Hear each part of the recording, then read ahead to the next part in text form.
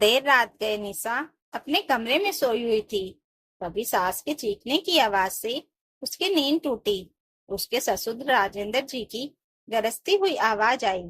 एक थप्पड़ से मन नहीं भरा क्या? और कुटाई चाहिए क्या?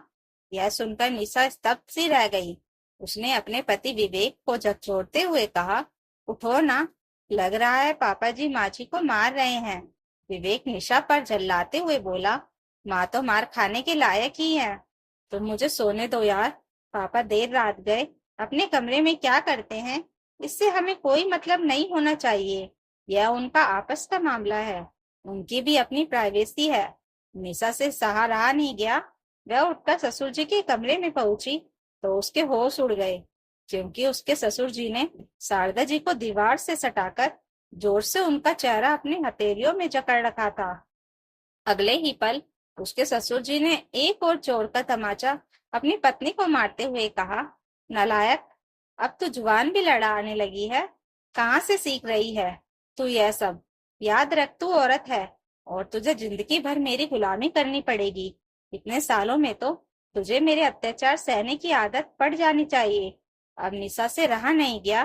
वो गुस्से से गरजती हुई आवाज में बोली, पापा जी, ये आप क्या कर रहे हैं? आप माँ जी पर हाथ कैसे उठा सकते हैं? राजेंद्र जी गुस्से में पीछे पलटते हुए बोले, बहू, तुम्हारे यहाँ कोई काम नहीं है। तुम चुपचाप अपने कमरे में चली जाओ, यही तुम्हारे लिए अच्छा होगा। निशा लपकते हुए कमरे में आई और अपने ससुर जी की पकड़ से सास को छुड़ाते हुए बोली कि आपको क्या हो गया है? क्या घर में ऐसे रहा जाता है? राजेंद्र जी गुस्से में बोले, यह मेरा घर है, इस घर में मैं जैसे चाहूं रहूं।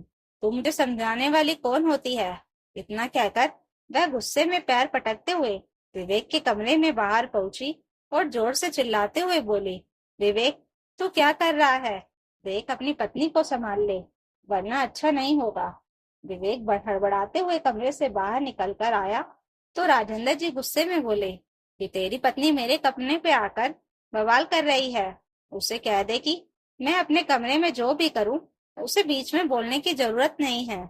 अब विवेक लपकते हुए पापा के कमरे में पहुंचा और तुरंत ही निशा का हाथ पकड़कर उसे बाहर की ओर खींचते हुए बोला कि चलो, तुम्हारा यहाँ कोई काम नहीं है, यह पापा का कमरा है। पापा अपने कमरे में जो भी करे उससे हमें क्या? निशा उसका हाथ झटक कर गुस्से में बोली, तुम्हें अपनी माँ की हालत देखकर कुछ समझ में आ रहा है या नहीं? बात चाहे कुछ भी हो, इस तरह अपनी पत्नी पर हाथ उठाना ठीक नहीं होता। अब विवेक से रहा नहीं गया। वो निशा को जबरदस्ती खींचते हुए बाहर लेकर आया और उसे एक जोर का तमाचा मारते हुए बोला कि बाबूजी अच्छा करते हैं जो माँ जी को मारते हैं। अगर औरतों को मारपीट पर काबू में ना रखो तो वो ऐसे ही बदतमीज हो जाती हैं। हमारी शादी को 7 महीने हो चुके हैं और तुम्हें अभी तक यह समझ में नहीं आया कि यह घर बाबूजी का है और वह अपनी मर्जी के मालिक है। आगे से बाबूजी कुछ भी करे, तुम्हें बाबूजी के मामले में कुछ भी बोलने की जरूरत नहीं है। उधर शारदा जी कमरे के भीतर अलग ही रोई जा रही थी। बाहर से थप्पड़ की आवाज आने पर वो दौड़कर बाहर आई तो उन्होंने देखा कि निशा अपना गाल पकड़कर फर्श पर बैठी हुई थी। उनका दिल धक से रह गया और वो सोचने लगी कि यह सब क्या हो गया। मेरा बेटा भी पिता की राह पर ही चल पड़ा।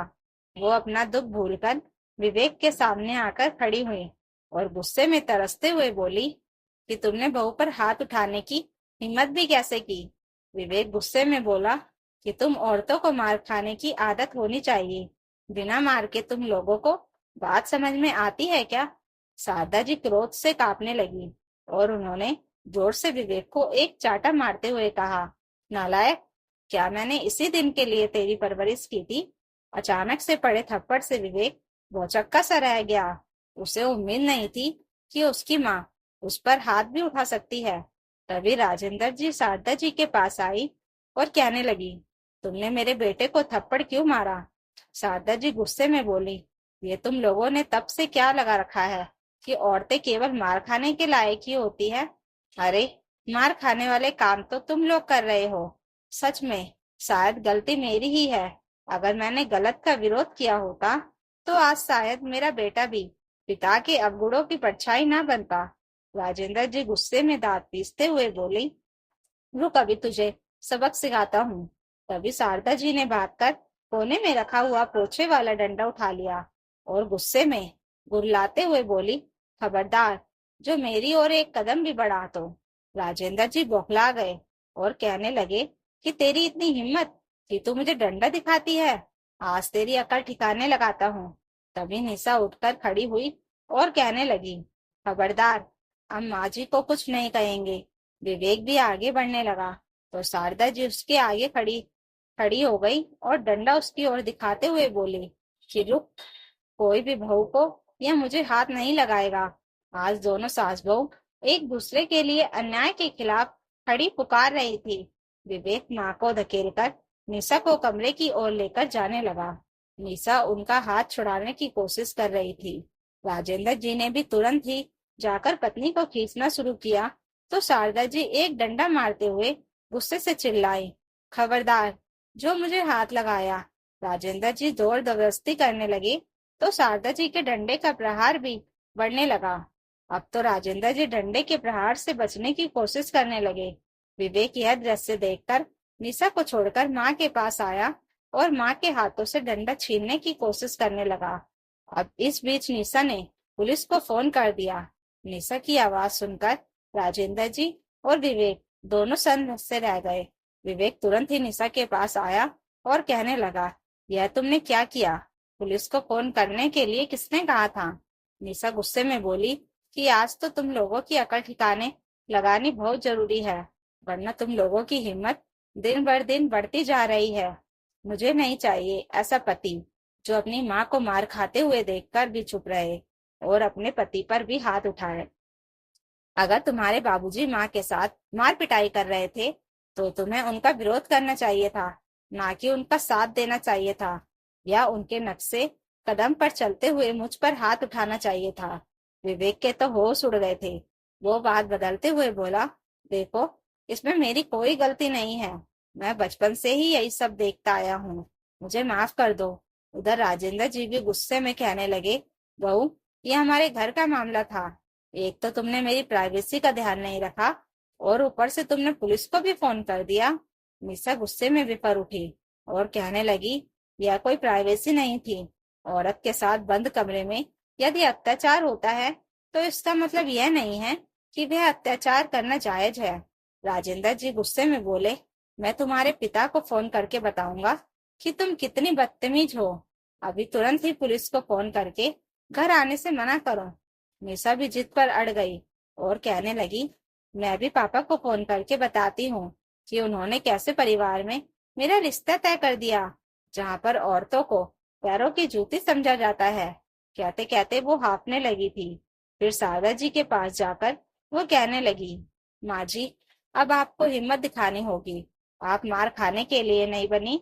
ऐसी क्या गलती की थी आपने जो पापा जी आप पर हाथ उठा रहे थे?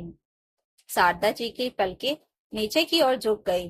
वो कहने लगी, मुझे बुखार था और यह अपनी मनमानी करना चाहते थे। मैंने इनकार किया तो इन्होंने मुझ पर हाथ उठाया। इतना कहकर वो रोने लगी। निशा सोच में पड़ गई कि समाज में अच्छाइयों का मुखौटा लगाकर घूमने वाला यह इंसान बंद कमरे में पत्नी के साथ कितना गलत व्यवहार करता है। खैर, थोड़ी देर के बाद पुलिस की टीम घर आ गई। निशा ने महिला इंस्पेक्टर किरण को सारी बातें बताई। साथ खड़े कांस्टेबल ने विवेक और राजेंद्र जी दोनों को गिरफ्तार कर लिया था।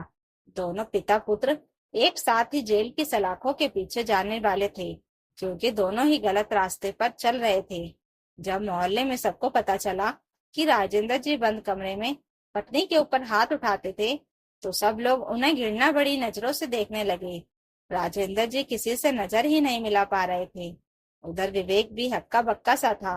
वो सोचने लगा, बाबूजी तो सालों से माँ पर हाथ उठा रहे थे, लेकिन मैंने तो पहली बार ही हाथ उठाया, फिर भी मैं जेल जा रहा हूँ। वो अपना सिर नोच रहा था, लेकिन अब कोई उसकी बात सुनने वाला नहीं था। दोनों बाप बेटों को जेल की सजा हुई। निशा और उसकी सास ने अपने अपने पति से तलाक की प्रक्रिया भी शुरू करवा दी थी। तलाक के बाद निशा अपनी सास के साथ उसी घर में शान के साथ सिर उठाकर जी रही थी, क्योंकि तलाक के बाद वो मकान कोर्ट ने सास बहू दोनों के हवाले कर दिया था। इसी बीच निशा ने नौकरी की तलाश शुरू की तो उसे देहरादून में एक स्कूल में नौकरी मिल गई। तब काफी सोच विचार करने के बाद शारदा जी ने अपना वो मकान बेच दिया और देहरादून में जाकर सास और बहू दोनों ने मिलकर एक नया मकान खरीद लिया। वो अब पुरानी कड़वी यादों से भी बहुत दूर आ चुकी थी और नए माहौल में नई जिंदगी की शुरुआत कर चुकी थी। दोनों ने हिम्मत जुटाई और अन्याय के खिलाफ आवाज उठाई, तो आज दोनों के जीवन में सकारात्मक परिवर्तन था। वरना बहुत सी ऐसी औरतें हैं जो पति का अत्याचार सहकर भी ससुराल में रहने को मजबूर है। तो दोस्तों, अगर आपको यह कहानी अच्छी लगी हो तो कमेंट करके जरूर बताइएगा और नई कहानियों के लिए चैनल को सब्सक्राइब जरूर कर लीजिएगा। Thank you for watching.